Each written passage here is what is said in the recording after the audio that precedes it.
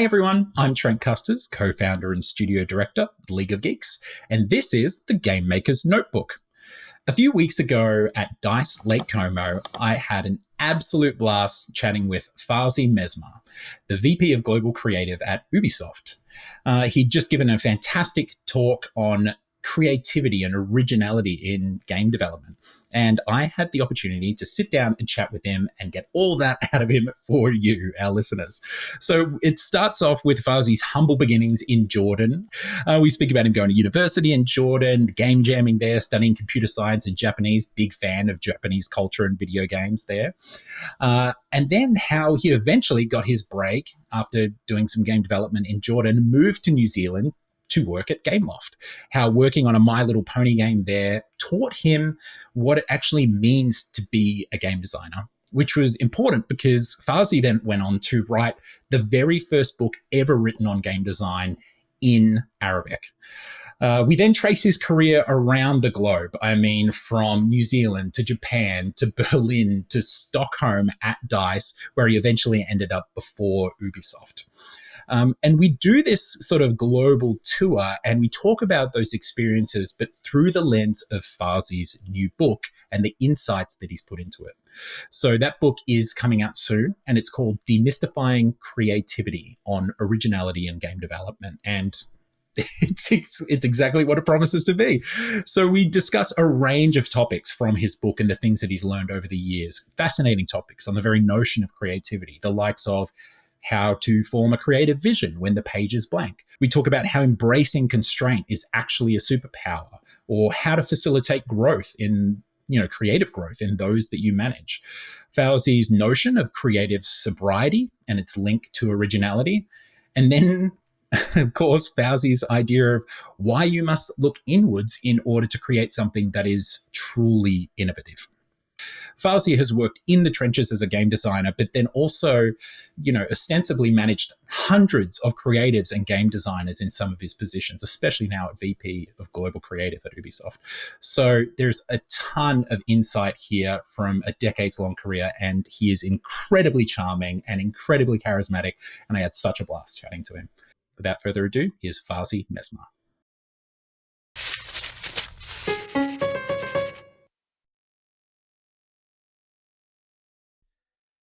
Thanks for joining us today, Fawzi. Great to be here. Yeah, welcome to DICE Lake Como. I hear you've been driving around, hanging out in the hills a little bit as well. Yeah, I'll take any excuse to come to Italy, man. I love food, and Italians really figured food out. They really have, Yeah. It's funny though, coming to DICE Como, it's like the pasta and the views are like equally as good. It's just incredible. Have you had a dish that you're gonna take memories home with you of? Oh, so many. Where do I start? I mean, I had this incredible pizza the other day with bufalina mortadella on top. It's incredible. It's a beautiful thing about Italian cooking as well. It's sometimes it's the simplest things that just are the best. It's not like that Michelin star thing, that you had or whatever. It's I just had this pizza or a panzerotti near the, near the Duomo in Milan, and it was the best thing I had all week. I think what I saw people in Japan, in Italy and France have in common is they have this food culture. Mm-hmm. I think it's the three nations that really come to mind is that you'll be having lunch and they'll be talking about what they want to have for dinner. Or as you're also having food, they'll whip out their phone or let me show you these photos of my food. It's I think where everybody else showing me photos of their kids or pets. They're look at this mozzarella. It's a very layered experience with the food. Yeah, I think that's why I feel such affinity for all three of those cultures. Yeah. Absolutely, I love it, man. And I think that they're also very passionate about the quality of the ingredients. Mm-hmm. There's this simplicity that I really love in Italian cuisine. Yep. That is, it's not about over preparing or mixing a million ingredients. It's picking few but very right ingredients that just come together and bring them together in the right way. It's incredible. Yeah. So I'm busting out my notes here because you're talking about food, and already we're into. I can't stop you. You're talking about creativity already. Yes. We're not even talking about games yet, and you're breaking down the creativity of food and cooking and everything. A friend of mine once told me, "You're slightly obsessed with creativity. And I hope that it's in a good way. Yeah. Well, you've built a wonderful career out of it. So we're gonna take it all the way back though, because we're here. You've got a book coming out later this year called Demystifying Creativity, right? Yes, indeed. But we're gonna track your career from your childhood in Jordan, like all the way up through to your role at Ubisoft now. Cool. And it's a VP of Global Creative at Ubisoft. Amazing. What a role. So very keen to hear what you have to say. I just heard your talk at DICE. So I've had a bit of a taste for it. I've made a bunch of notes. But let's take it all the way back. Young Fawzi in Jordan. What was your first interaction with video games? Yeah, I think it all started with an Atari 2600. My dad bought for us, and it came with a cartridge of Space Invaders, and I was just obsessed. Yeah. Like, obsession is going to come out quite a few times. It's going to be a running theme. Yeah, it's going to be a running theme, I think. And I feel like because I just got so obsessed with video games, and like Space Invaders and Yar's Revenge was the other one. Those two games, I played those two games. I was like, this is incredible. Yeah.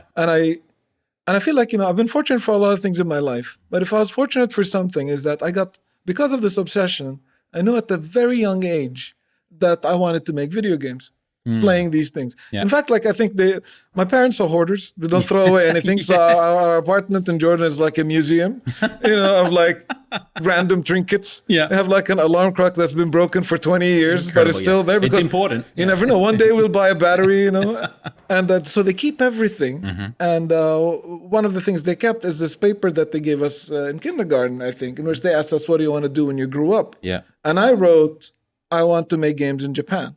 Wow. And I think I must have been 5 at the time. Yeah. And it's such a blessing because I've had a life compass, so to say. So if life throws something my way, I can make a decision. Does it help me make video games? Yeah. No, not interested. NASA would call me up. You wanna, come and work with us? Or like, do you guys have a games program? No, then I'm not interested. It kind of funneled me in life towards the thing I wanted to do. It's we often talk about privileges in our life. Maybe the country or city that we're born in, or the amount of wealth, or the color of our skin, or whatever. However, society may provide us privileges, but there is one in actually finding your purpose really early on. I mean, I loved video games as a kid, but I've mentioned on the podcast before, I had no idea that people made them or that I could have a part in making them until I was 19. But even then, that's still incredibly young to be like, I found the thing that I would happily do for the rest of my life. Yeah, I didn't know exactly how they are made. Like at the time, they might as well have been magic, But you want to be a part of it. But I was magic, I want to learn magic, know, and I want to do it.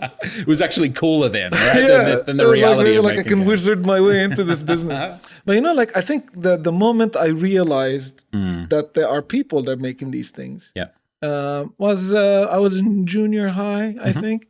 The first Resident Evil came out. Yes. And at the time I did something very nerdy. I still do a lot of nerdy things. But I would finish a game, and then I would write down a walkthrough of that game with a pen on a school notebook and give it to the other kids in class so that they can finish the game. Like, this is pre-internet days. Mm-hmm. So I'd play the game, and then I'd play it over and over again. And then I would write on a notebook, go here, get a key, blah, blah, blah. Yeah. And then when the first Resident Evil came out, I was like, move Jill around a bit. Mm-hmm. And I'm like, there's a key here. And I would note it down. Yep. Open up like the map, and I would trace it. Yep. And then it hit me. I was like, I am tracing what I'm seeing into a notebook.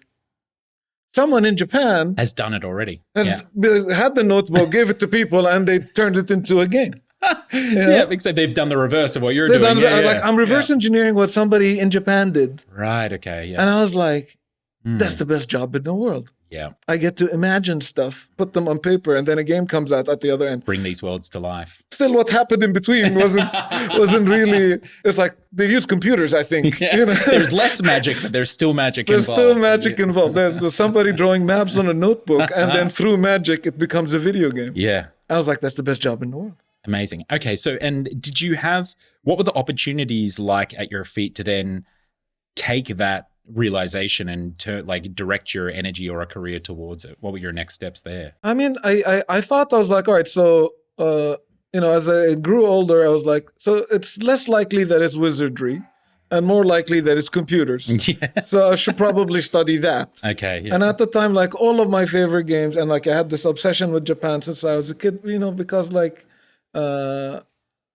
80s boom just gave us, like, Japan became that magical place where all the cool stuff came from. My dad drove a Toyota. We had a Sony. Yeah. I had a Nintendo.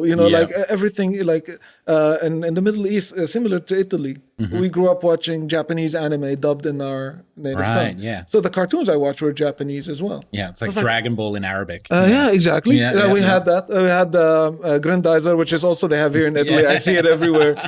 Captain Tsubasa, we called it Captain Majid. We also had that in Arabic. So I was like, what is this magical place where all this cool stuff are coming from? And I was like, well, if these guys are making games, I want to study computer science so I can use the computers to transform those scribbles into the video games. Yeah. And I should probably learn Japanese too, because if I want to go work there, I probably should learn Japanese. So I studied both. I went into university and I was studying computer science and Japanese language. Yeah, okay. Yeah. How did you take to programming? You know what? I never really liked it. I like the logic. I like the logic of it. Yeah. I could totally understand it, but I think there was like evenings when I'm going over and over trying to find where I messed up. Trying to find that bug. Yep. And then I don't, and I do something else, and then the bug is resolved. And I was like, how did that even happen? And no one seemed to know. And I was like, I'm gonna. this is going to be very, very difficult for me. Yeah. But like I met a group of other people in Jordan that had a similar dream. Yeah. I met them in Japanese class, oddly enough. Oh, wow. This is like where all the nerds. So you're learning Japanese as well. I was learning Japanese while I was in university. I love this is like a multi-pronged, like tactical approach to making this dream a reality. I get love it. all of these credentials. And in those classes, I met these folks who are older than me. But they're still university students nonetheless. So I was like, first year, and they were like fourth or fifth. And they were like, we want to make this Game Boy Advance game. But we want somebody to write the music for it. And at the time, I had like a band, and we were playing rock covers in bars and stuff like that. Hell yeah. And they were like, you do the music, and you're studying programming, so you script that in. Right. Okay. You can implement it. Yeah. Exactly. So they brought me in so that like Game Boy Advance game was 2 megabytes. That's the game. So like a screenshot of the game is now larger than the game itself. And like they were like, you got to make this music. And I was like, okay, I'm going to somehow cram 127 instruments into 300 kilobytes because that was my sound budget. Right. Okay. Okay. And so you have to do it through code to some extent. Yeah. And that's what I did. And then eventually, like as I worked with these guys, they liked my design ideas more than they liked my code. And they were like, maybe you don't have to do that anymore. Come over here. Exactly, and that's what happened. They're like, all right, so maybe you can design a game because we're actually busy building it and fixing the bugs, you made, you're making, and you can help us in like the design process of the game. Right. And that's was my first game design gig, and it's what I've been doing for now 22 years. We're gonna chart more of your career up until finding yourself at Ubisoft, but I'm really interested just at this point because you wrote the first book on game design ever written in Arabic, right? Yes. Your new book obviously is about creativity, but it obviously has a lot to do with game design. You've managed almost 100 designers at once when you're at DICE.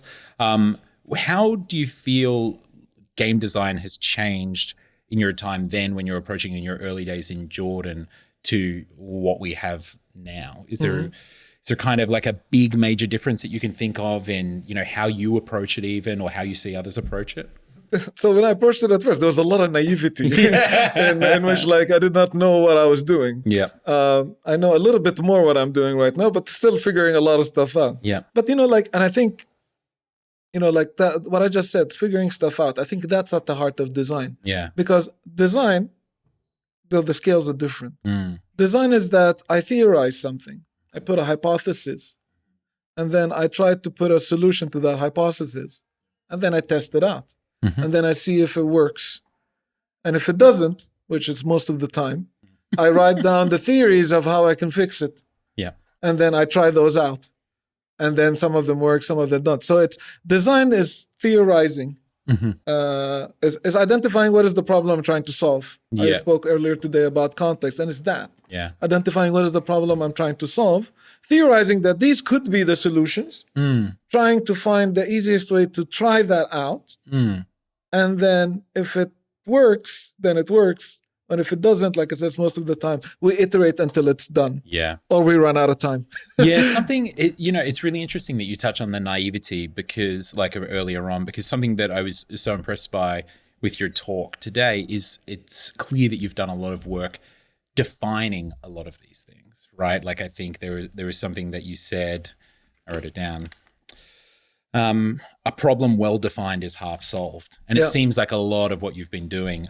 So we'll get to that in your book, but it's just really interesting to think about us as young designers, like doing these things. Like the thing that we're doing at its core may not change, but we may be better to able to articulate it later or have the definitions. 100%. You know, like on the journey to create to writing this book, but also through my journey working with amazing creatives around the world.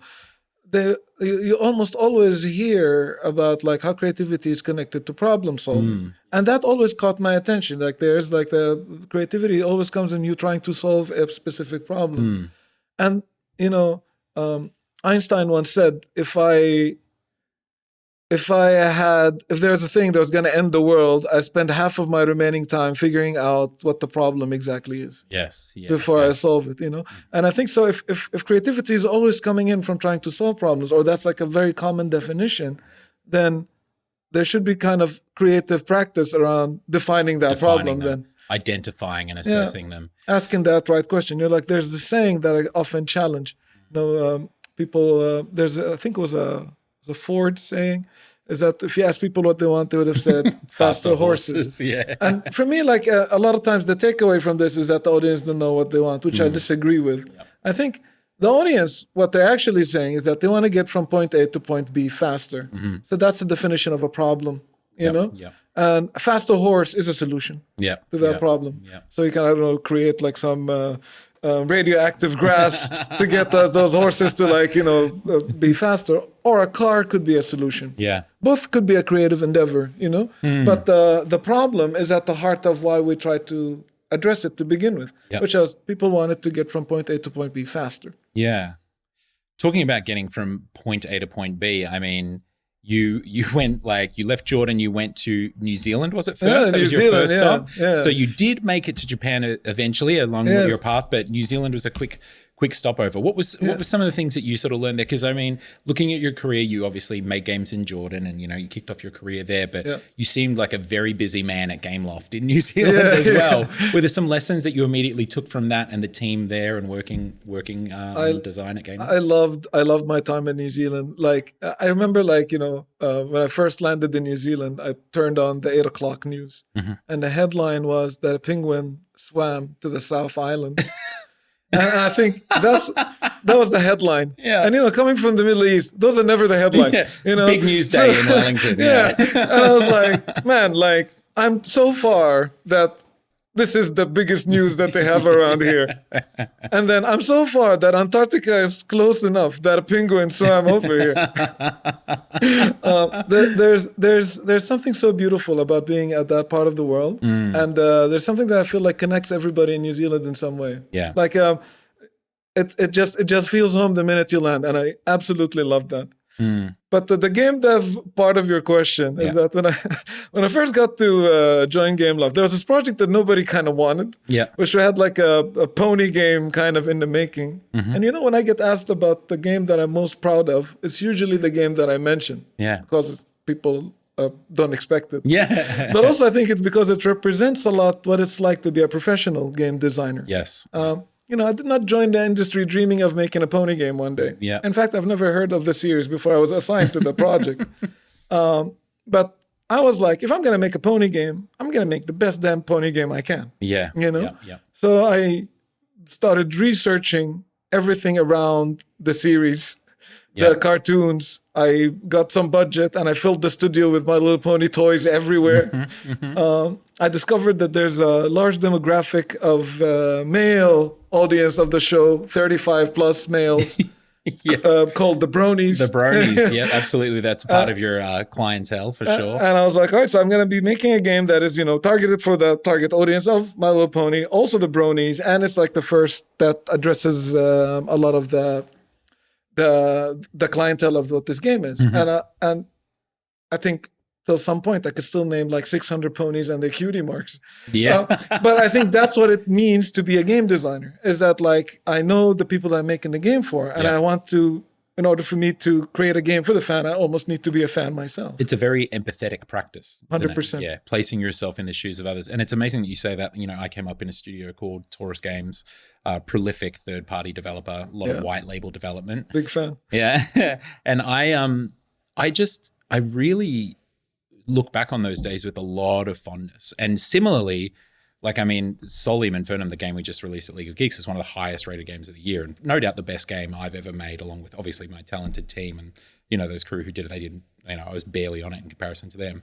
But the game that I'm most proud of is Scooby-Doo and the Spooky Swamp, right? Which is like the second iteration of this Scooby-Doo license. Warner came to us and were like, we want you to make Lego Star Wars, but with Mystery Inc.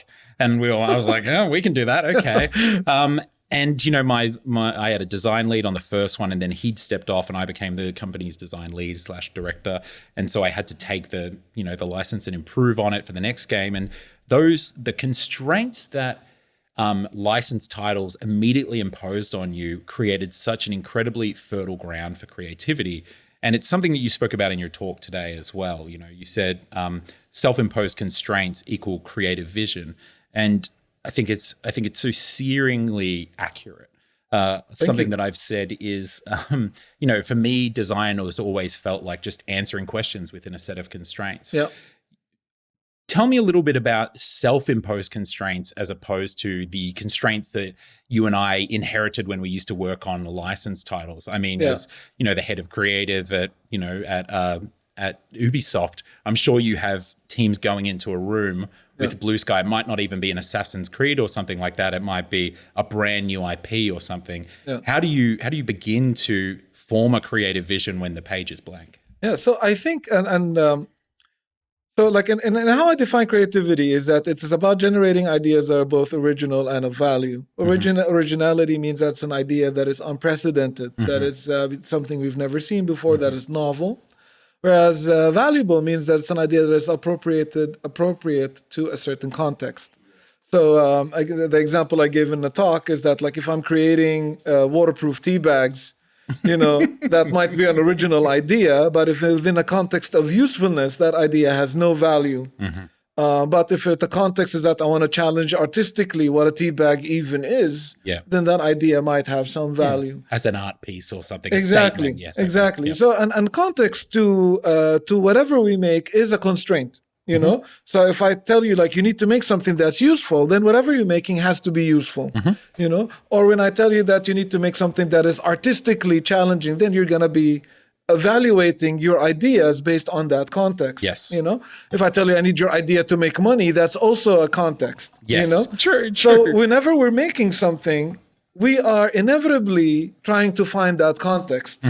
Sometimes we do have that context without us being aware of, like if I put you on the spot and tell me a joke, any joke, that's kind of Blue Sky. Yes. You're gonna, in order to filter and get that idea out, you might either put a constraint or try to filter it to a certain degree. You're gonna be like, let me think of something I thought about in the past 10 days. Yeah. That's a constraint. Yes. To help you get there faster. To help you get there faster. Or like, I would help you. I'll tell you like, tell me a joke about dolphins. Now you're really gonna be looking for something within that specific context. Yeah. So even when the frame of ideation is said to be Blue Sky, it never is. We will at some point need to put some kind of constraint, whether we are aware of it or not, in order for us to ideate within it. Yeah. Because how else are you going to say if it's good or not? Because you have to measure it against something, and measuring against something is what our creative vision is all about. And our creative vision is those self-imposed constraints. Sometimes the constraints are imposed upon you, like tell me about the dolphins. Yep. Sometimes you impose them upon yourself. Like I need to think of a joke in the past 10 days because I want to give him something fresh. Yes. You chose that. And that's self-imposed. And that becomes creative vision. An example I gave in the talk today was about Wes Anderson as a movie maker. Like he has a very distinct style that, when you see a screenshot of any of his movies, you'll be like, that looks like Wes Anderson. And in fact, there's, subreddits that are accidentally Wes Anderson about things in real life that look like a Wes Anderson scene. Yeah. And the reason is because he decided that, like, right, I like these pastel colors that I want to use in all of my shots if I can. I like my actors to be either facing the camera or facing each other. I like the use of symmetry, and there's I like the use of stop motion. There's these 3 to 4 things that are self-imposed that shows up in his creative work. And that's what creative vision is. So inevitably, whenever we make something, there is constraint.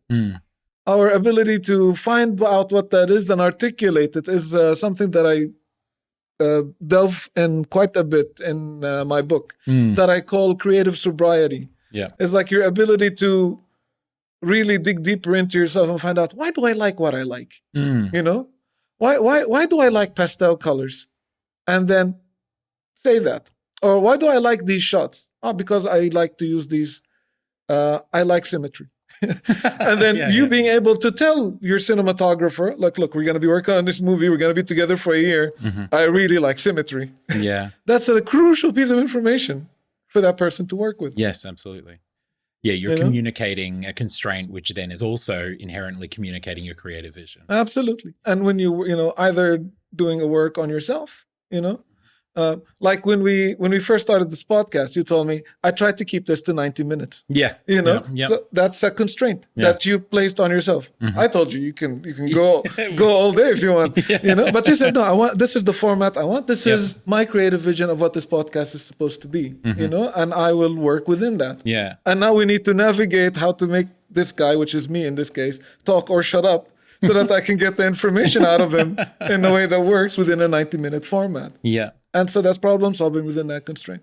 So you've had a long career working with licenses and with constraints that licenses impose themselves, whether it be, tighter briefs or whether it be a kind of a blue sky design within a license, like say something like Star Wars Outlaws, where you're creating your own sort of iteration within a beautiful, beloved IP. Yes. What kind of advice would you give to game developers who might be feeling the pressure of constraints of working on, those early career license titles or whatever that we might do? What advice would you give them, or have you given yours in the past to lean in and really be excited about that stuff, or to get the most out of it? Yeah, I think if they're under pressure because of constraints, they're not going to like what I'm about to say. is basically embrace it. And I think constraints are your power, and identifying what is the constraints will actually help in the ideation process. In fact, this is usually how I work with my design teams, in which they're like, all right, guys, let's look at all the constraints and make it into a problem statement. Like if we're making a Star Wars game, then this game needs to belong in a Star Wars universe. Yeah. That's a problem that you need to fix. That means that you can't, make a game outside of that universe. Or you go like, oh, in a game set in Hawaii. That would not belong in this first constraint that we set. Yeah. And some of these constraints are big. There's the IP constraints. This is what making a pony game is within the My Little Pony universe. There's the audience constraints. This is what the people that are playing these games are expecting. Yep. So, there's what the bronies are expecting compared to the non-bronies from this type of game. And can you make a game that satisfies both? That's a creative challenge. Yeah. And when I propose that problem for a room full of designers, you know what always happens? They beam with creativity. They start to try to solve my problem. What about we do this? How about we do this? Maybe we can do this. Maybe we can do that. Yeah. And then we start to evaluate those ideas once they're out against our constraint. It's like, is that really Star Wars? Or is that really My Little Pony? Or like, does that work on a controller if we're making a console game? Yep. Or does that work on a touchscreen if we're making... Would the audience of that IP like it? So we're looking at all the constraints, the technical constraints, the IP-based constraint, and the audience-based constraints, and we form a design problem for designers to fix. Yeah. And as you mentioned just 5 minutes ago, designers love to solve these problems, and the more you'll be able to formulate them and to make it clear, like, this is what we're trying to achieve here. This is the problem that we're trying to solve. We want to get from point A to point B. Creativity just booms. Yeah. Find a way to turn what you feel maybe the pressure or the challenges of constraints into problems to solve, just like you might tackle any other game design task. 100%. Yeah. And as a stakeholder or a creative leader, for me, if I have this problem and maybe I don't know the solution for it, and then you fix it for me, and I give you the room to fix it for me, you might come up with an idea better than I ever will. Yeah. And you will still address my problem. So I'm happy. And you're happy because Win-win. we both win, because you have the freedom to own your design. Fawzi didn't design the game for me. He asked me to find a solution for this. Yes. And I understand why he put these constraints, because we have to make a game within this IP, or this is what the audience like, or. So even framing your creative vision as constraints, it creates a space then for us as leaders, not just, a sort of early career or younger designers or people who may be in the trenches, but those of us who are leading our creative and our design teams. It's also framing it in a way that gives them more agency and more feeling of purpose and 100%. mastery over their work. Yeah. 100%. And I found that you shackle people with freedom. When you give people a lot of ownership and tell them, like, this is what I need, you figure it out in any way you like. Oftentimes, almost always, people will take that responsibility very, very seriously. They'll be like, this guy is giving me a lot of trust in figuring this out, and I understand the assignment. Yeah. So I'm going to really commit to it. Yeah, it's very rare that people don't rise to that occasion, whatever that motivation may be, like a sense of self, that it's like, oh, this is my opportunity to prove myself, or a sense of obligation and responsibility. It's a really empowering way to frame that whole thing. 100%. There needs to be ownership for the creativity to flourish. Absolutely. So something else that you touched on in your talk is how originality works with creativity, and whether you can be creative without something being original or novel. But I want to dive into that, and I kind of want to do it through the lens of, as we follow your career around the world. Now we're moving to Japan after New Zealand, right? So you found it there. Yes. Young Jordanian Fawzi has found his way to Japan. Did you continue your Japanese lessons in New Zealand as well? Yeah, I did. Okay, good. I did. So when I got to Japan, I could get around, work, work with people. And once I was immersed in the culture, it's just, we got so much better. Of course. When you don't have a choice, But the thing that I want to talk to you about, because I've heard it a number of times from folks, I won't name them, but there is a Western game designer I know that works in Japan at Nintendo. And something that he said to me once is, I was like, what's the biggest difference between, Nintendo or, and other developers that you've worked with in the West? And he said, the craziest thing is I never hear them reference other video games. They never say, oh, well, this video game did it like that, and so we should do it like this. They talk about things like, when I was rock climbing or blah, blah, blah.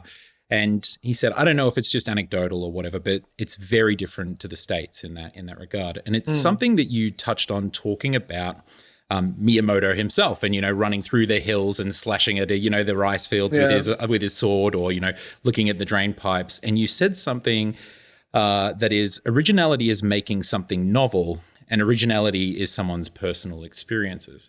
So was there something that did your experience in Japan differ? Was there something about working with Japanese game developers and game designers that you felt was different? Does my little anecdote sort of ring true for you, or not? It does quite a bit. I feel like the few years I spent in Japan are probably amongst the most monumental in my life, just because how different everything is. Yeah. Oftentimes people ask me how different things were in Japan. I was like, tell me anything and I'll tell you how it's different. It would be an easier way to go about it. But I think it was to give me the insight into a completely different way of working that has people that are very passionate about the very similar thing. So when I walk into a Japanese game development studio, sure, it might not be as playful looking as it would be in a West, when people with Nerf guns and posters running around, and it looks a lot more professional, like a job kind of thing. But then as you walk between the desks, there's the action figures, there's the plushies, there's there's the mangas. So And when you talk to people, they are deeply, deeply passionate about video games. So like the passion about what we do and how much we all grew up inspired to want to make video games is something I've seen in both of these environments. But there are so many differences in like the processes, hierarchies, things that people do. Some of them I took with me. Some of them I just liked. Some of them I was trying to fight against at the time, only learned to accept later on. So there's so much things going on. Like I give you an example, something I really, really like. In my team, whenever we had like a big team meeting and like, you know, a very senior leader is in the room as well as juniors, and it's the type of meeting in which people are supposed to speak their mind, the junior speaks first. Oh, wow. So that their opinion is not influenced by what the bosses are going to say. It's such a small touch that I really like that. You know, I felt like within a Japanese studio, it's a culture of harmony. Is that how can we all come together to get things happening? You know? And even to like anybody's opinion can be quite valid. So that's why we need to hear everybody's unfiltered opinion to some extent. And I really like that. Something like I also found it to be quite different than working in the West, in which like every job family, they have their job and they have their lane, so to say. And it's almost disrespectful to question somebody else's job. This is quite different than in the West, you know, like in Japan it's like challenge anyone on anything. Exactly. It's like, I don't like this. And then like but I also think it's a good thing, you know, and that's why like nothing is good or bad in anything I'm saying here. It's just different. There's like, you know, two sides of the same coin. But like, you know, as a designer in a Japanese company, it can almost feel that it's disrespectful if like someone in the art team would question your design. They're like, this is your design. I trust that you'll do your job as you would trust me to do mine, and we will come together and make it work. Only if things are on fire with like, you know, they will find a very polite way to come like, you know, Fawzi-san, can we take you on the side? Like this is really like maybe you're hangover or something. They'll try to find a reason for me. But like I found that to be interesting. In which like there's a big culture about like, you know, how can we work together, but also be very respectful to not, you know, interject on each other a lot of the time. In the West, it's quite different. You know, like in the West, like you can like say like this is what I think the project should be, and there'll be like 200 people who are like, nope, I don't think so. And then there's a lot of meetings in which you discuss or you sort out creative differences. So it's, you know, like these like small nuances that I found fascinating. But also I think it's because of this, there's a lot of responsibilities, you know, like in Japan, for example, you hold these set of responsibilities that you need to take on in your role. And you could be called out on it, but chances are you wouldn't, you know? That's kind of stressful, you know? You know? And you see that like in like game directors in Japan, like they have a lot of responsibility, you know, and they take a lot of... they take a lot on their shoulders as they're like, you know, they chaperone the game into launch. Fascinating way of working. Yeah, absolutely.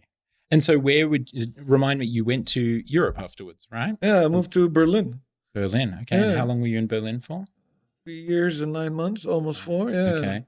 And then after that, it was up to Sweden? I went to Sweden, Stockholm. And so what were you doing in Berlin, and then what were you doing in Sweden? So in Berlin, I was head of the design and production at King. So I was looking after the Candy Crush franchise. We had several games in the studio. And I was like, you know, working a lot with the Stockholm and the Barcelona studios. So mostly European centric at King. I was there for a while. I loved my time over there. King remains one of my favorite employers. Hell yeah. Before we go to Sweden, tell me, because the thing about King, and I mean, you'd done mobile and stuff before, and no doubt at this point, you'd done some PC and console stuff right? Yeah. So portable. Great. Something I found, you know, coming up as sort of like a PC console handheld developer, and then I made the switch into like free-to-play mobile for a stint of 2 to 3 years there. I was in there and I was like, the design process here is so different. It almost feels like a different industry to a degree.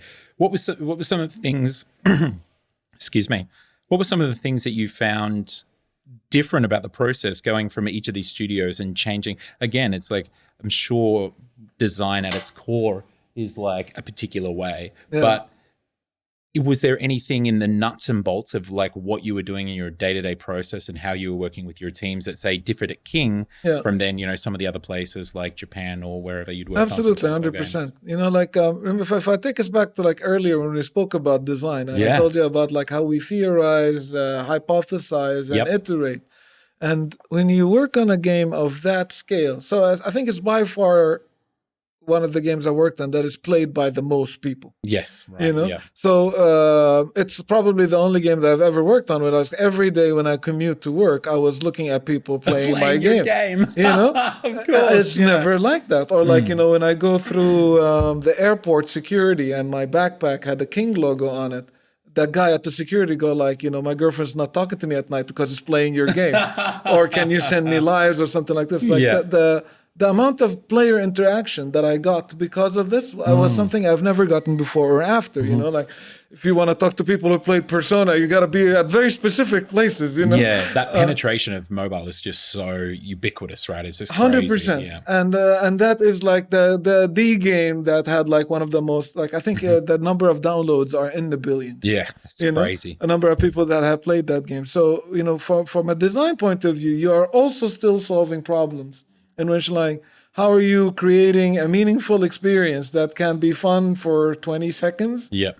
Or for some people who are playing it for hours late at night and still be like something that they feel rewarding, that they want to play regularly and they want to play on a day-to-day basis. Yep. And from a hypothesis point of view, you get so much information about if what you're doing is right or wrong. Yes. Because you have this instant feedback of like, at best the data that you get from like user interactions, but also like I literally can talk to people on the train. So you like this, huh? What do you, and I think that was fascinating in viewing games in that way. Yeah. How much did it change? Was it creatively led and data informed, or data informed and creatively led? Did you find that the scales of the weighting of the particular angle that you approached the problems at King, was it different than other places? Yeah, it was definitely a healthy mix of both. Yeah, but it was one of those places in which there's definitely an abundance of data. So that like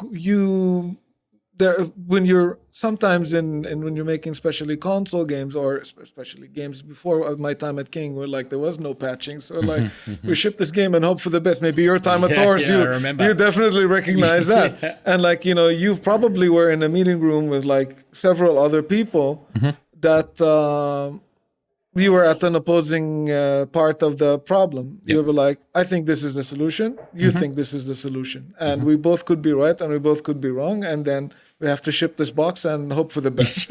Right? And sometimes you don't even find out, right? Like the publisher ships it, you just give them the gold master and you move on to the next game. Yeah. And then people come up with their own theories. People will not buy this game because of your idea or something like that, which is not necessarily accurate. And like you said, maybe we'll never know. Whereas like when you work on a game that is live, which is the case for most mobile games and now a lot of like free-to-play or live service games, you do know. A lot of things, because like at least you see what the players do, not just what they say. So it's a mixture of both. That's very, very informative, So then you moved to DICE after that in Sweden, and you were head of design director. Head of design. And so was this sounds like by far the biggest design team you ever had in your career, right? Completely different scale, for sure. It was like 3 times bigger than the largest design team I've led. I think you said in your DICE talk like 95 design. It depends on like, where we were in the time at DICE. Anywhere between 80 to 95. Wow. Okay, so... But it covered all disciplines, like from UX to level design. We had UI, scripting, all of these divisions in design were under my vector. So there's a few things that I want to ask you here in regards to design leadership. And I'm keen to think about the day-to-day and the attributes that you would say, and it's a hard thing to pin down, but, make a good game designer, or, that would sort of perk your ears up when you hear someone saying something you're like, oh, interesting, coming from like an early stage designer. But then I'd love to get into the sort of, how you foster creativity and everything on such a large team across multiple disciplines. So let's start at the lower end. Like, what were the sort of things that you and your leaders on the team looking for in designers as they were sort of coming up the ranks at DICE? What are the kind of qualities and traits that you think lent itself to great game design outputs for your players? I think the way we handle this is that, of course, like that's such a large team. I need to be a leader of leaders. Yes, which is a completely different thing as well. A completely different scale of things. In which, like, I used to be a design director or a studio design director. I now manage design directors that are managing, like, the different disciplines, or managing, like, sub-discipline leaders, like level design directors or tech design directors that are experts at their field. And that they'll be able to, chaperone creativity in their own different fields. So the biggest step was that in order for us to be able to manage the design craft correctly, we needed to have the right leaders leading the right skill sets. In Arabic, we say, give bread to the baker. It's basically, let the person that really knows their stuff to do their stuff. So, like, the best person. And this is the stuff that I told the guys at DICE when I joined the company. It's like, if you want me to tell people how to make good guns or good gunplay, then I'm not your guy. Because you have designers that have been doing this for 15 plus years. Like, I will never be as good at them as those guys are in what they're doing.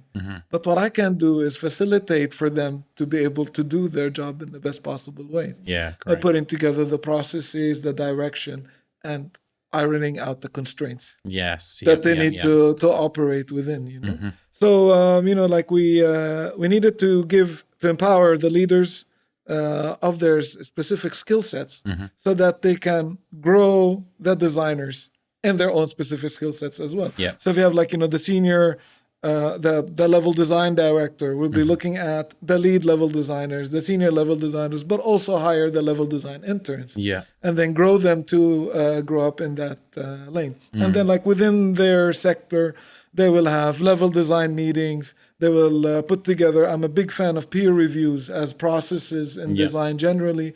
So I'll just continue on the example of level design because there's so many categories.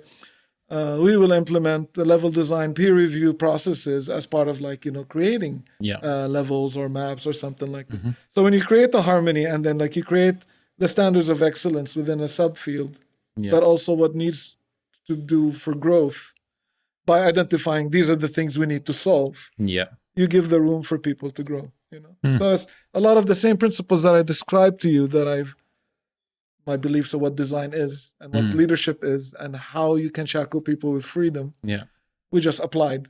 They overlap, isn't it? Right. It's so interesting that, like, 100%. These things that you might apply to it's a funny thing to say, but these things that you might apply to a problem, you can just then apply to leadership as well. Agreed. And, like, the scale makes a big difference. Like there were projects in which, like, I would lead 8 to 20 designers. I can easily get all of these guys in the same room.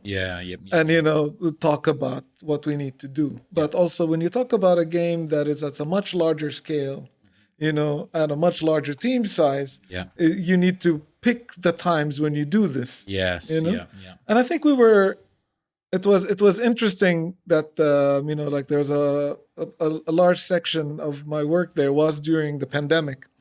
And that kind of made the facilitation for a lot of these things very easy. Before the pandemic, we needed to book the largest room we had at the office and get 3 other people to help me get enough chairs to get everybody to sit in. But, during the pandemic, it's a Zoom meeting, and I could do it weekly instead of once a month and be able to address everybody at the same time. So there are logistical problems at scale, but that's why you need to address it in a different way. So instead of me being in the room all the time with everybody, then I need to count on my leaders to work with their teams and vice versa, and then grow them and all of that. And then I would talk to the leaders. I work through my directors to make sure that the creative vision or the message goes across. It's really interesting that your book is called Demystifying Creativity, because what you're kind of articulating right now is, we've all played, like, a game of telephone, right? Where you talk to someone and the message distorts the more people that it moves through. We, as leader of leads, one of the challenges that comes through is actually your message distorting as you move through. How do you practice ultimate clarity in sort of what you communicate? Is it a matter of just actually re-communicating over and over, or is it a matter of refining the way that you're articulating your constraints and your vision and everything beforehand? How do you go about speaking to a lead and clarifying something in a way that they are then able to go and communicate that down another 2 to 3 levels with minimal noise? 100%. It's one of the reasons why I wanted to write about this book, because of that experience. It becomes clear that articulating the creative vision, or articulating why we're solving a problem, or articulating what a constraint is crucial if you want to empower people to work in their own fields. Right? Yeah. And you need to make sure that as the message comes along, that it stays, it stays the same. And the individual interpretations of it is not deforming the message that in a way that can damage the game. Yes. Yeah. So there's a lot of what you said. Like, first of all, like there's the one of the things I discussed in my talk today is that being able to like clearly be honest with ourselves about what is it the thing that we're trying to make, and what is the constraint that we are within, Yeah. And do we actually have a razor metric that we can judge things on? Yeah, make those decisions. No? Yeah. And if we don't have these, do I have a person? So in case of fire, talk to this guy or to this lady so that we can know, is it yes or no, But we want to be able to articulate what works and what doesn't as quick as possible and as clear as possible. And then in the same way I approach design, I repeat and I iterate. So I'll be like, I think I wrote this in a way that is very clear. Let me show it to this group of people. Do you guys get what I'm talking about? What do you think? That's not exactly what I said. Okay, so I'm gonna change this a bit now, and I'll try it to this other group. Do you get what's going on? And then, as we're working and we repeat the message over and over and over, we tend to perfect it in a way that it conveys across the board. And the most important part, I think, is that people have to have the buy-in.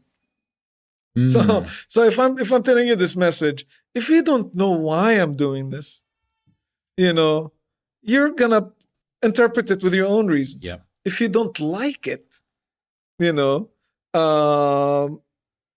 probably sometimes you will convey it, but sometimes you'll be like, maybe I don't want to pass this along. It's funny that you say that, because I was going to circle back to that word that you mentioned a little while ago as well, which is the why of things, right? Yep. I mean, I think it's a Simon Sinek book, Start With Why, or something like that, right? It's like, do you find many creatives actually just completely skip over the why, when they're going about this stuff? Yes, and I think it's a problem that we really need to address. The problem is that, sometimes people go like, I'm trying to explain it to my team. They don't understand it, so I have to jump in and do it myself. And I think that's the worst thing you can do.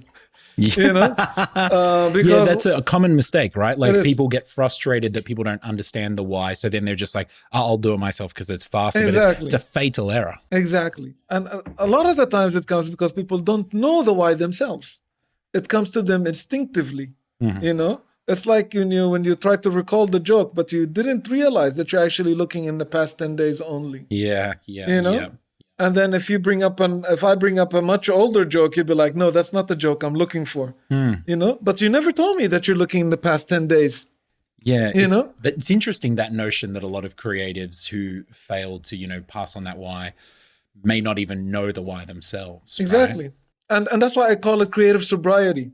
Right. You kind of course, because you act so instinctively, like as creatives who are intuitive, and you act so intuitively, sometimes you don't even know why you're doing this. Yeah. And what I'm arguing is that it is at most important, especially if you're leading teams, to know why yourself, so that you can say it, so that other people can buy into it. Because the worst thing is that if I come to you as your design lead, I tell you, I'm going to give you full autonomy. And then a month later, I tell you, step aside and I do the work for you. What did I do now? Not only did I remove your autonomy, I also broke your trust. Yeah. And those are really hard to fix, especially if you're working on a very high intensity creative endeavor such as making a video game, even more so a large-scale video game. Yeah. You know? And so that's why I think it's very important, because it ultimately is people that are making this game. Yeah. You know? And we need to be able to have the buy-in from the people by understanding the why. Yeah. And when they understand the why, they will solve your problem for you, like I said. Yeah. You know, yeah. they will give you better ideas than yours. Yeah. You know? Yeah. And I think something that directors often confuse is that as a director, you don't design. Right. Yeah. You know, as a director, you direct. Yeah. That means we're looking at doing this, and you point in a direction. Mm-hmm. You know, and this thing, whatever it is, needs to solve these problems. Yes. That's a direction. You know, you might have feedback once the thing is delivered, and you can say, maybe it's better like this or better like that. But generally, you're directing. You are, in some cases, coach. Yep. But now, you know, I need to add a caveat to this, because I know I'm sounding like that I'm preaching for coaching a lot. Coaching works for majority of the time, in which, like, you know, you tell people, like, you know, to help people to find the answers for themselves is the best way for them to learn and grow. Mm-hmm.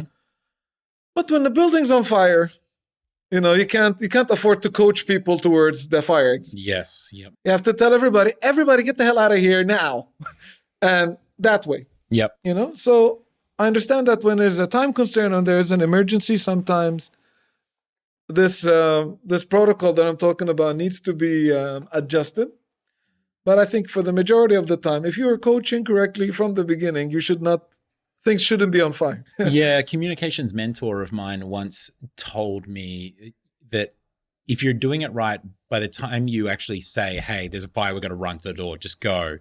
If you've been leading and coaching well enough up until that point, then you have enough trust currency that people will just go, okay, shit, and they will go to the door, right? It's like why you would do it if your dad said it or your mum said it in some, like, you know, emergency situation, like a fire in the house, is because they built up trust as your parents over like years through your life. And they're like, let's go. You're not going to, excuse me, you're not going to say, no, Dad, I'm going to stay here while the fire's raging, right? You know, exactly. And you've also got the why in there too. So it is definitely, I think it comes from that trust currency of like building 100%. Things up beforehand. It's I think it's called building rapport, right? So you know, like the more we work together, and like, you know, I give you trust and I give you ownership, and we do a lot of work together. Over time, I build this rapport.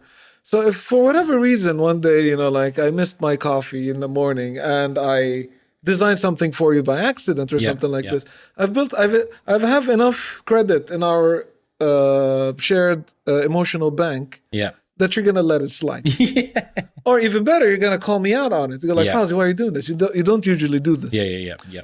And in the case of an emergency, if I suddenly like stand up and like, everybody, we need to go now, they'll be like, all right, I trust this guy enough that if he needs to stand up and yell at us right now, that something's seriously not working, you know?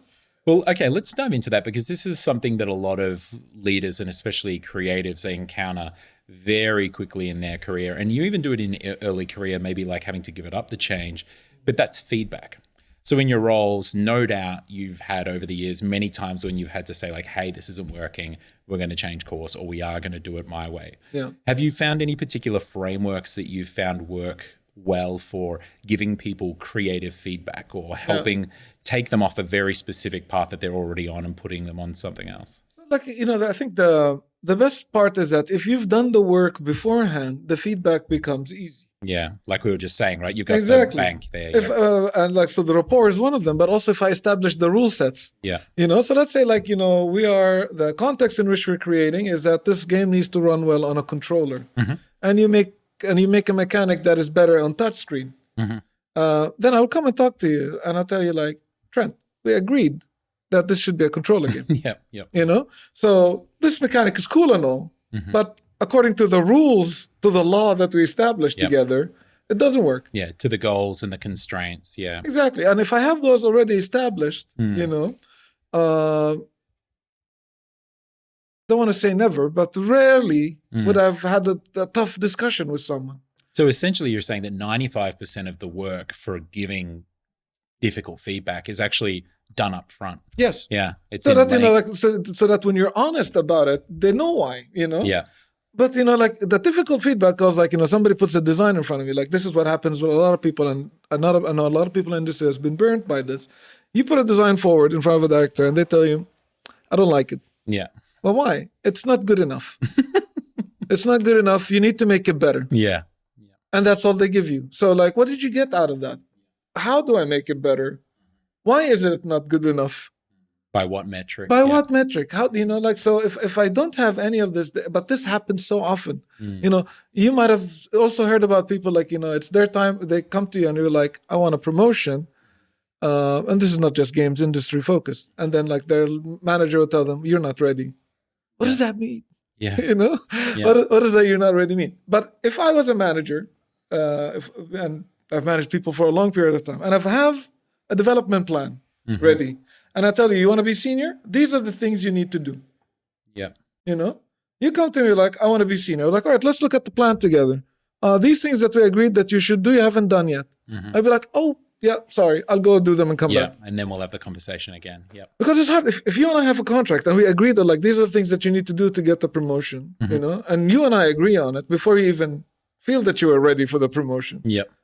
It's very difficult for you to tell me, like, unless you're gaslighting me, tell me, no, I'm ready. Even though I haven't done the stuff we agreed on, Yeah. A lot of the work for feedback has to come before. Like that moment when you need to deliver the tough feedback, you should have put the work way ahead of time in winning people's trust and winning legibility of what you're trying to do and telling people what are the metrics that they're being measured against. And every time somebody failed at doing any of these things is when they're having the tough discussion.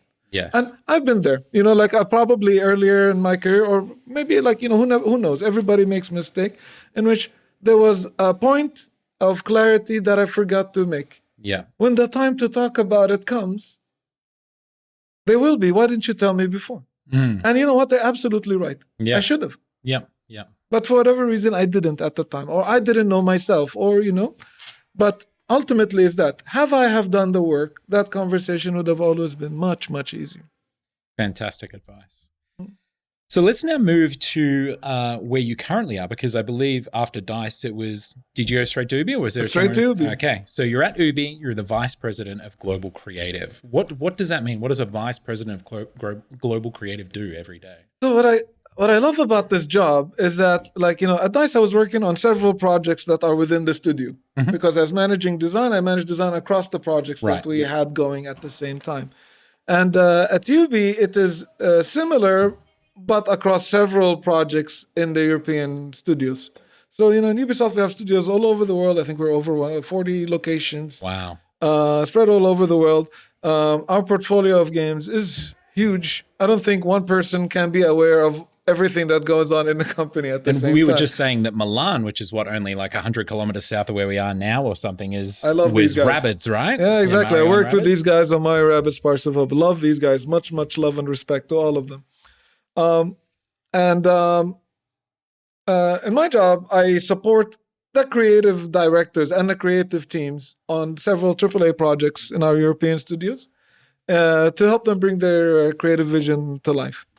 And again, to keep the theme of context, going, my job is to help these guys my job is to help both groups. Yeah. The teams that are making the games and the creative lead and the senior leadership at the company. Yes. Okay. So I give the senior leadership of the company the context that the teams are operating in and what they're trying to achieve, and how good from a creative point of view they are progressing on their projects.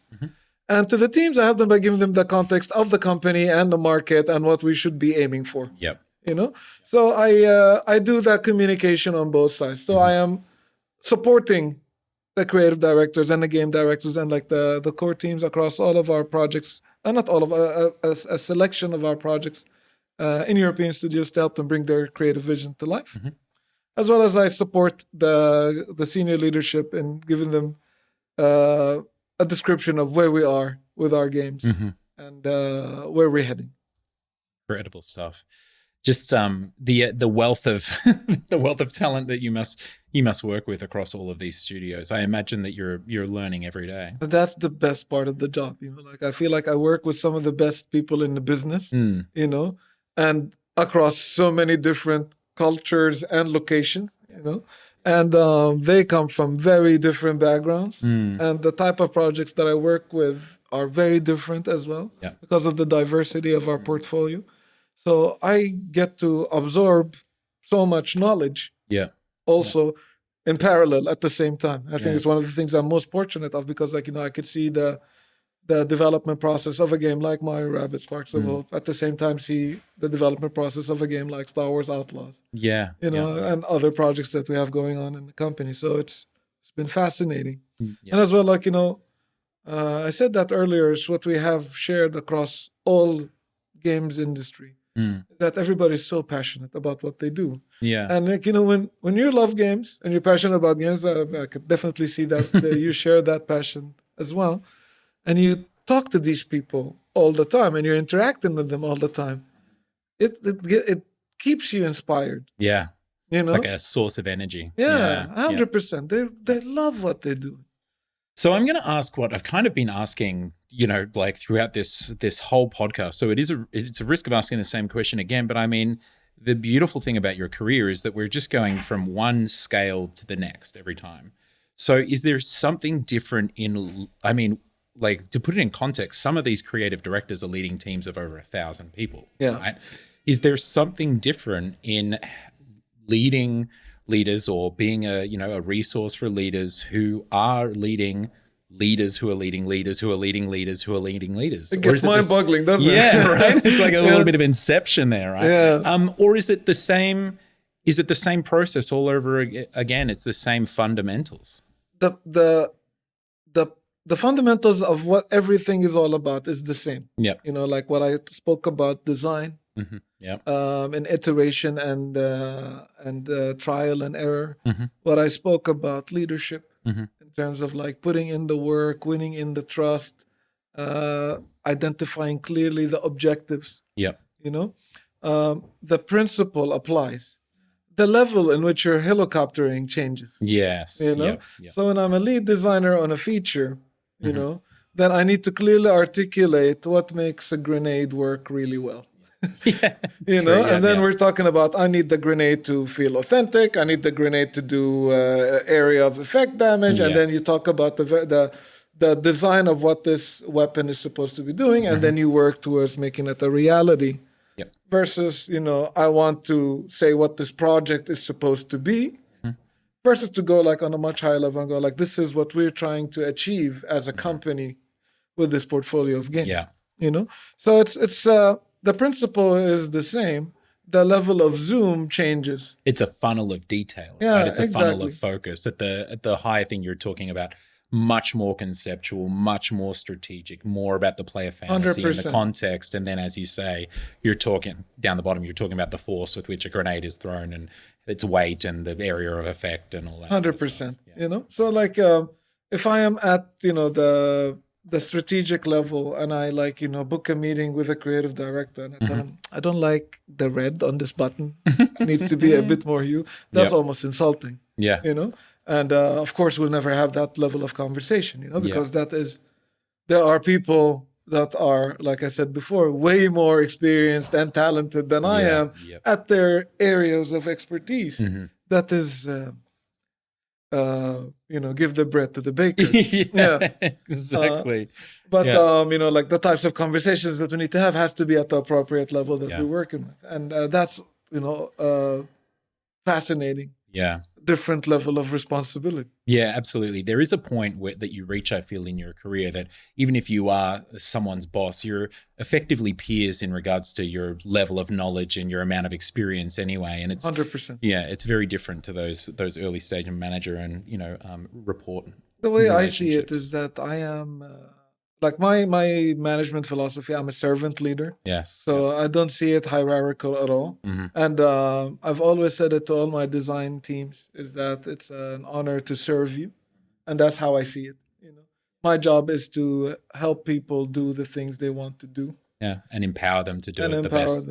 I have never in my career had to pull rank or say like, I do this or I have this experience. And you probably even saw it in my talk today. I did not even mention a game I've worked on to get any type of credit or anything. Oh, here he is, Fawzi, bragging again on stage with all these games. I don't think it's needed. You know? No, of course not. I don't think it's needed, because if you and I can talk as people, and you believe in what I'm telling you, or you see the reasons why I'm telling you, then it doesn't matter. Because I could also, like, you know, have all the credentials in the world, but I don't give you a valuable reason, you're not going to listen to me. Yes. Yeah. Doesn't matter, you know.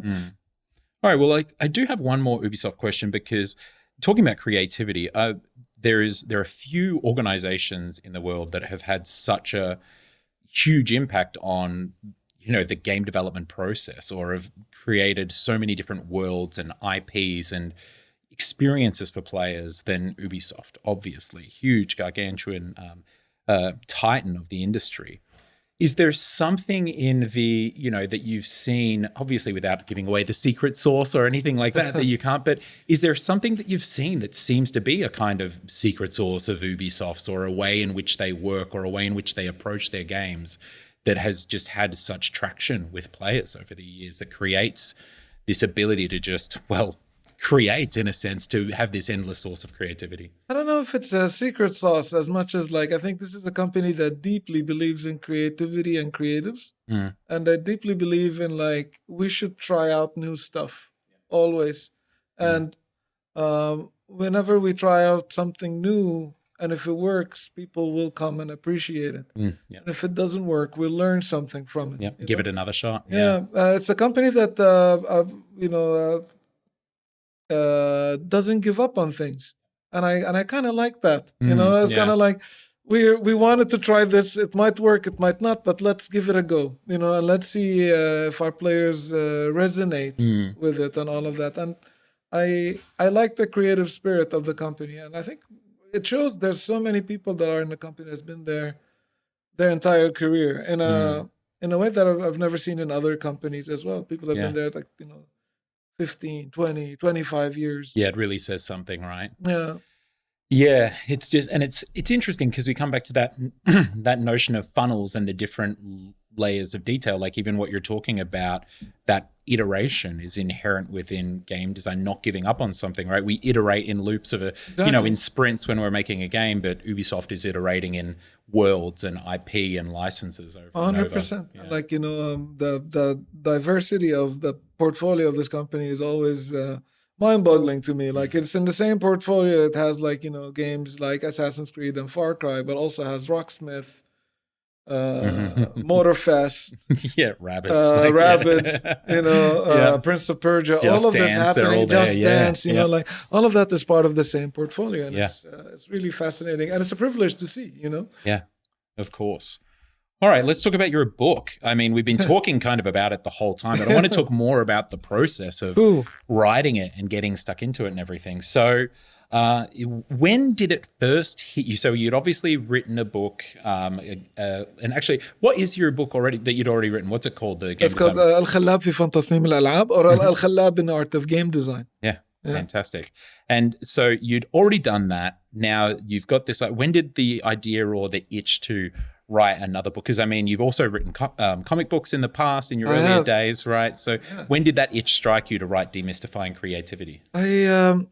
So, like, I think, like, you know, as I mentioned, I teach game design pretty much everywhere I've ever lived. So I've always been doing the game design courses on the side, like while you're working. And it's you know, part of the thing. Like, when I'm gonna start working with an employer, I was like, look, I am going to be teaching, and I'm going to be talking about game design. So I would like the room to be doing this, you know, these days of the year.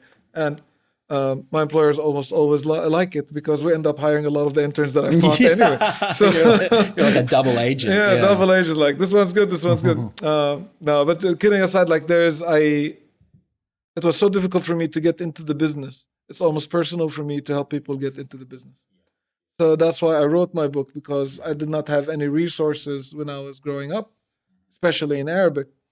And I wanted to have that available for people to go into the business when they can. You know, I spend a lot of my time talking to indies, people who have never made games before, to kind of help them to go into the industry. I want to be the person I wish I've met when I was first starting up. You know. I'm sure you've been that person for many people already. I really hope so. I think it's worth shouting out on the podcast. Was it this year at GDC or last year at GDC? It was this year at GDC. You won one of the highest honors at GDC of the Ambassador Award for your work that you've done in this exact arena. It was incredible.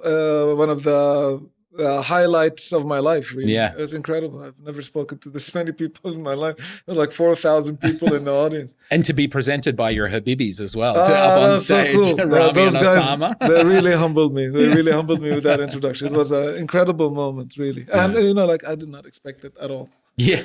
And like this award is not a thing that you can, lobby for or, put your name in a nomination ballot. It's completely... Your peers have to nominate you, yeah. Your peers have to choose you. And what higher honor could I ask for? Yeah, well earned. Congratulations. Thank you so much. So Demystifying Creativity was another way you found you were feeling of like passing on this information of being the Fawzi to other people that you didn't have at the start. I think it is a big part of it. And like another part, because I teach and because I work with designers the entire time, I have been in situations which I would sit with a designer or a student and I see them telling me like, this idea is so good.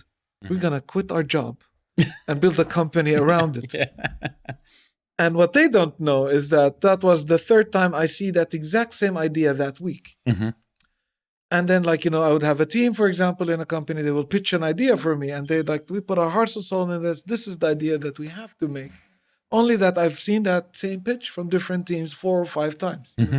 Like I was in a fortunate situation in which I have people like pitching ideas to me all the time. I'm like in the idea business, And then I started to see like there's patterns in how people come up with ideas, It's kind of like, when I was made this anecdote in the morning about like my friend who watched Squid Games and wanted to make a Squid game. And then, went on the App Store and looked at it and there were already 2,000 Squid Game games out there. So, But the funniest part about that story is that also Apple had banned anyone from putting no more. For a few months, we're done. We have a Squid Game. He was so late that even the ban was in place already when he went to check. I love it. Yeah. It's so funny, but it's also so real that when we ideate, it's very personal to us. So no wonder that we want to quit our jobs and believe in it. And also no wonder why we feel hurt if somebody tells you, I don't like your idea. Yes, yeah. Because that's a part of you that you're exposing to the world. It's a very vulnerable situation. It's a reflection of your personal experience, your frame of reference, the things that you love. 100%. Yeah. And I think what I wanted people to do, like, when people were pitching these games for me, or like when my friend wanted to make a Squid Game, I was like, instead of just like making a game about Squid Game, the show, it would have been great if you made a game about how Squid Game, the show, made you feel and why. Yeah. What is it in your life that was so unique to you that Squid Game touched in some way that you wanted to make something about it, And I think that's what I want. Like I saw how much being creative meant to people, and I want them to do it more soberly. Yeah, give them the tools to be able to not just take that first. I've heard the concept called before adjacent apparent, right? Mm-hmm. This notion of, and you spoke about it in your talk, this notion of that ideas pop up at the same time around the world. Like the light bulb, although it's, credited to Thomas Edison, in the same 50 to 100 year period, it was like invented in isolation in many other parts of the world as well. That like there's almost like a tech tree to anthropology or society, and that like there are certain things that we're all going through. Our experiences can be quite similar, and that a bunch of 2,000 other people thought I'm going to make a Squid Game too, right? There's 100%. The concept of the twin films, right? That often happens. So the Prestige and the Illusionist coming out at the same time, or the Matrix and the 13th Floor, and these things happening.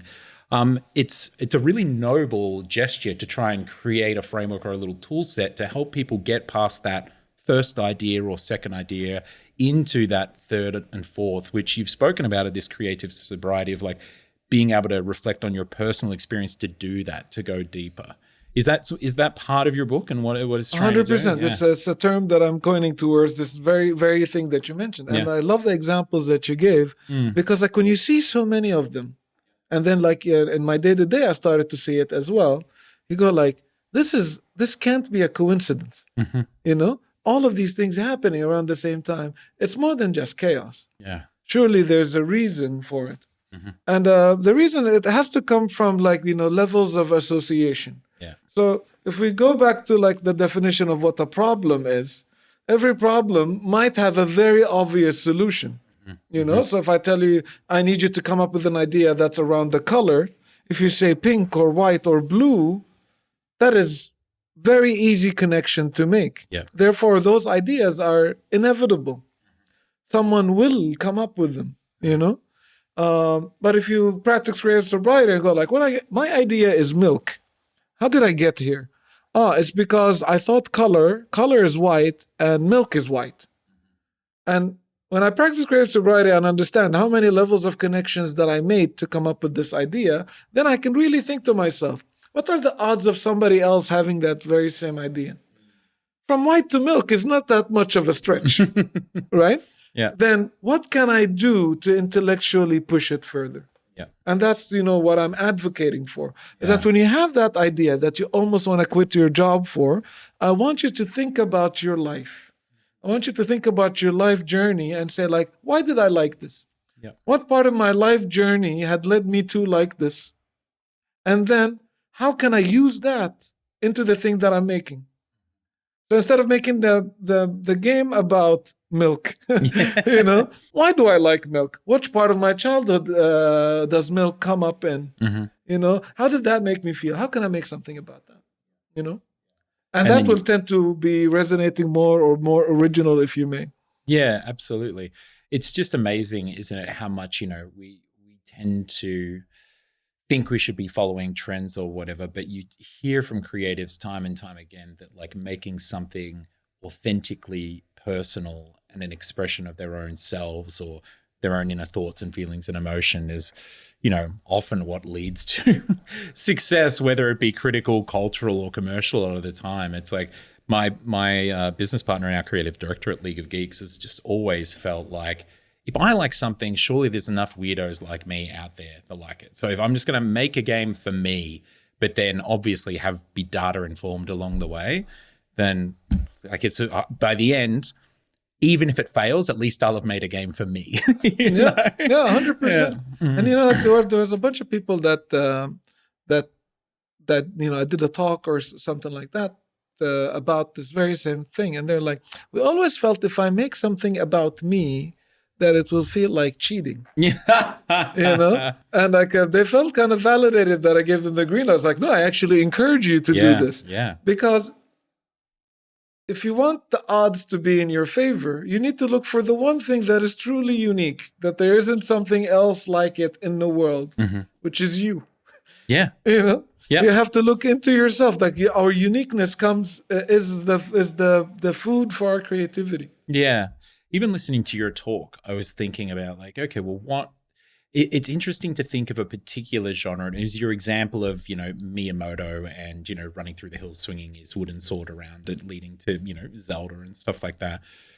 And I was like, it's interesting as an exercise to even think of a context or a constraint like an RPG, but then think about what an RPG that's directly influenced by my personal experience or my childhood would be. 100%. And I immediately started thinking about memories of, suburban Melbourne, riding around on my bikes, like a little bike gang with me and my mates, and the big drains, the water reserve area around us, or playing, chasey in the area, or it's interesting just that little framework, how it just immediately became a little wellspring of ideas that genuinely, like, obviously you're talking, so I had a quick little daydream and then tuned back into you, but I can imagine as a process, sitting down and ideating out a game or inspiration for your next thing is incredibly powerful. 100%. And it's again a problem that I'm posing for you. Yeah. What can you make? Yeah. Using your memories of our childhood, or what memory in your childhood could be an interesting tidbit that you can make something about. Yeah.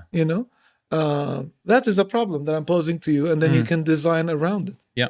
And that's so powerful because that experience, but also how you felt about it, no one else has had that exact same experience. But the beauty about it is that there's probably there are a lot of people that had something similar. And that's how we can resonate and relate. Yeah. I often talk about like, the idea of being in love, or falling out of love, like, experiencing a breakup. And imagine how many songs are written about breakup. Yeah. Because it's a common experience that a lot of people have had. Not every song that's written about the experience comes from that person's own feelings towards what happened. And then you going through a breakup, listening to that song, you relate to it from the lens of your own experience as well. Yeah, true. Yeah, and that's fascinating. Yeah, of course. Yeah, and you like you tend to seek that experience because there's a part of you that is reflected in the act that was done. Yeah, and we also project ourselves onto everything that we experience as well, right? Yes. Yeah. There's something that you spoke about in your talk that I do want to touch on as well, which is this notion of attention and how creativity can often come to us when we're less attentive. Yeah. Do you talk about that? Go into that a little bit and about how you talk about that in your book. I talk a lot. Talk about that also because from a neuroscientific point of view, like the way our brains are structured, like there is an active part and there's a autopilot part. The autopilot part of our brain. So it's a network. So it's like the right brain, left brain is a myth. It's not the reality. Yep. But it's a network within our brain. Like it's all over the place. That is making active decisions, going like do this, don't do that. And there's another network that is operating in the back burner. That is just like ideating. Yeah. And it's called the DMN. And the DMN is creating these ideas while your other part of the brain goes like, yes, no, yes, no, yes, no. Right. In fact, like they scanned like, the brains of freestyle hip hop artists as they're like going through freestyling. Yeah. And then like the DMN is active while the other one is not as active. There's just, firing out ideas Yeah, cool. with like very less filtration. So, that part of our brain gets the most active when we're doing something mundane. And that part of our brain is also responsible for analogy and analogous inspiration. So what happens is that like, a lot of creativity and inspiration comes from like two ideas that seem to have nothing to do with each other, connect for whatever reason. It's like the eureka moment. It's what Archimedes did. He was having a bath. He wasn't doing physics. Yeah. And then he looked at the water, was like, I got it. And he went out running around town naked. It's Newton with the apple. Yeah. Newton with the apple. It's a moment of insight in which like you see something and then suddenly those 2 points connect. When those 2 points connect, it usually happens in your subconscious, in this DMN network. And when it finally connects, it creates a moment of insight for you. And a moment of insight is always so profound that it drives you to action, Yes. Yeah. So that was, the Archimedes or the Newton and many, many, many others. Yes. Yeah. So a lot of the times, like you would have the problem, I want you to make a game about your childhood. Yep. And then you go about your day. You're doing the dishes. Yep. As often when you're doing these mundane things, and I talk about in the talk, the percentage of my designers coming up with ideas, 0% at work. Yeah. Always we're coming up with ideas while they're doing something else, because when you're doing the dishes or doing something else, that's when the network in the back of your brain is connecting stuff that have nothing to do with each other until one of them clicks. Yeah. And then your active network goes like, approved. Push this out to this guy and be like, moment of insight. One of my former colleagues' old boss, he used to schedule in staring out the window time. And he would schedule in 2 hours every 2 days or something like that. Yep. And he would just sit at his desk and stare out the window. And it was like kind of thinking time to let everything kind of collateralize. And every now and then sketching in his pad or something. But very similar thing. He wasn't actively... There wasn't any sort of expectation or anything of that time or a goal. It was just to sit there and just let the brain idle and think and kind of process what had happened over the last couple of days. 100%. All the greats will tell you, take a walk. Yeah, right. Walk in the park, sit in nature, talk to other people. You know, like they will all encourage you to do something else. Yeah. And when you're doing something else is when we allow for analogous inspiration to happen. And I go into great detail into what is analogous inspiration, how our brain even function to allow for that to happen. The importance of it. But in short, you got to procrastinate. It's basically what I'm telling you, or advising you to do. All right. Well, it's a perfect way to like leave the podcast, I think. And I don't want to spoil everything in your book, right? So if you're not already out on a walk, go take a walk, let this all sink in, let your analogous association like figure it all out, your DMM work over time. Fawzi, go for it. Plug your book. When's it coming out? What's pre-orders available? What's the deal? Yeah, so the book is already up for pre-orders on wherever you get your books. So Amazon, Apple Books, Google Books, whatever. You know, just Google Demystifying Creativity. You should be able to find it. It will be available this December, so Christmas, hopefully. Yeah, with nice little Christmas gift. Yeah, hopefully with physical shipping in the new year. Right. Yeah. Okay. Very, very, very excited about it. Yeah, man. Congratulations. I think you were saying 4 years of hard work on this. It's been 4 years of work, yeah. But it's I would say one of my best works yet. Great. Yeah? Okay. So I'm very, very proud of it. Can't wait to hear what people think. Awesome, man. Well, thank you for joining us here today, and enjoy the rest of Dice Lake Como. Thank you for having me, man.